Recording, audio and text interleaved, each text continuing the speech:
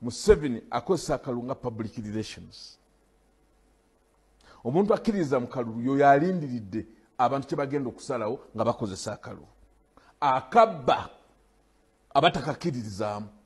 Tulina evidence ekyo twayitawo awo. Tulina evidence nti kooti zonna zaayogera nti akagwamu.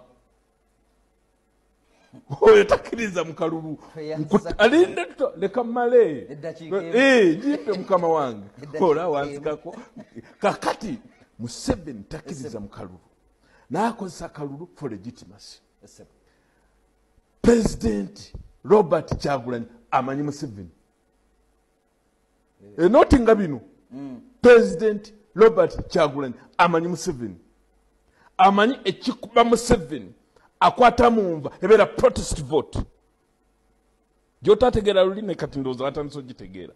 Nti ekigenda okukuba omusajja ono ebeera protest vote. Era bw'otunuulira ebigenda mu maaso kati byonna byonna tubimanyi. Electoral Commission tekyali independent. Ate nkulaga nze ebikulabeko byonna nina birungi. Akankuwa ekisembyeyo. Gw'omanyi lwaki emikono gya Kyagulanyi baagaye tegiriwo naye nga weegiri. Certificate yafulumye nga ya Lwakutaano. Lwe baalangirira nti talina mikono ate lwe baasayininga temikono giyise. Lindako ojja kwogerera omukulu. Lwe baalangirira kakati gano ndeeta gwokya owulira n'entebe wootudde ogenda kulanga ekwokya nze nagamba ola kintu. Electoral Commission lwe yalangirira nti emikono gya Kyagulanyi tegiwera ate lwe yasayininga certificate egamba nti emikono gye giwera. Ekizibu ky'Electoral Council ntuuse ekizibu ky'Electoral Commission kwe kuyingira minzaani Robert Kyagulanyi ku Lwokubiri ayingire minzaani kuba yasaba Lwakubiri ne Museveni tutuule ku minzaani. Yabadde alina omuyimiriza n'amutwala ku Lwokusatu kamalize na kano n'amutwala ku Lwokusatu ssaawa 8 nti bamalirize eri process baza n'omute 11. Olabere kutukomishene ebintu byekola.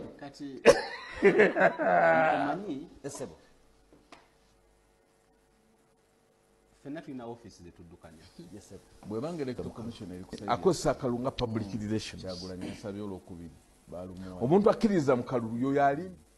Bwebanga Electoral Commission eri ku saidi ya Kyagulanyi. Kyagulanyi yasooka okutwala emikono mu Electoral Commission. Njagala owulize ensonga eno bulungi. Ye yasooka NRM okutwala emikono mu Electoral Commission. Bwe babadde bagaanye okumuwa certificate reason gye baawadde nti abaasayiningira Kyagulanyi basayiningira ne Museveni. Kitegeeza basayiningirako omuntu omu. Bano basayiningira babiri. N'olwekyo tudisqualify nze egya Kyagulanyi ne tulekawo egya Museveni. Ne bakwata n'amasimu ba RDC ne batandika okukubira abantu abasayiningira Kyagulanyi. Njagala otunula ebintu ebyo bulungi n'amagezi. Question number 1. RDC atakola mu Electoral Commission. Emikono gy'abantu abasayiningira Kyagulanyi n'okumanya kwabo wakugyewa osobola okubanoonya. Number 2, mu mateeka tugamba waliwo kye tuyita equity. First in time, first in right.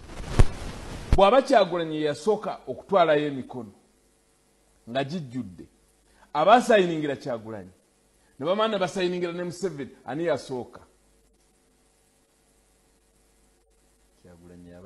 Kyagulanyi ye yasooka. Kitegeeza egya Kyagulanyi gye mituufu. Abazzeemu ne basayiningira Museveni bw'obanga baakikoze egya Museveni gye mifu. Lindako njagala malayo ekintu kino. Ekyokusatu tumaze okulaba nti baba basayiningira abantu babiri kitegeeza egya Museveni gye mifu. Kati ate omala otya n'ogamba nti Kyagulanyi yatawezezza. Bino byonna electoral commission ekolaki ebikono jagamba emusajja Kyagulanyi nemugamba addemu anoonye emikono emirala nga ne baradisi bali nvuluvu. Kino kiraga bulungi kyengeza kukulaga bannayuganda nti electoral commission ono kyagala kutwala Kyagulanyi tekitwala serious kubanga njagala tugenda lwaleero nti electoral commission n'erikodi yaayo tukikubira wamu ne nakyemali. Bwebanga electoral commission eri ku sayidi ya Kyagulanyi Kyagulanyi yasabye olwokubiri balumuwadde. Bwebanga electoral commission eri ku sayidi ya Kyagulanyi Kyagulanyi yasooka okutwala emikono mu electoral commission. Njagala owulize ensonga eno bulungi.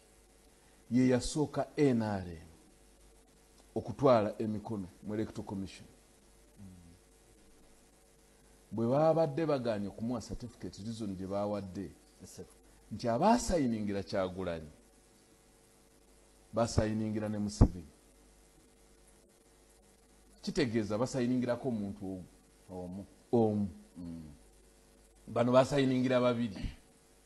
N'olwekyo tudisqualify nze egya Kyagulanyi ne tulekawo egya Museveni. Ne bakwata n'amasimu ba RDC ne batandika okukubira abantu abasayiningira Kyagulanyi. Njagala otunula ebintu ebyo bulungi n'amagezi. Question number 1. RDC atakola mu electoral commission emikono gy'abantu abasayiningira Kyagulanyi n'okumanya kwabo wakugyewa osobola okubanoonya. Number 2, mu mateeka tugamba waliwo kye tuyita equity. First in time, first in right.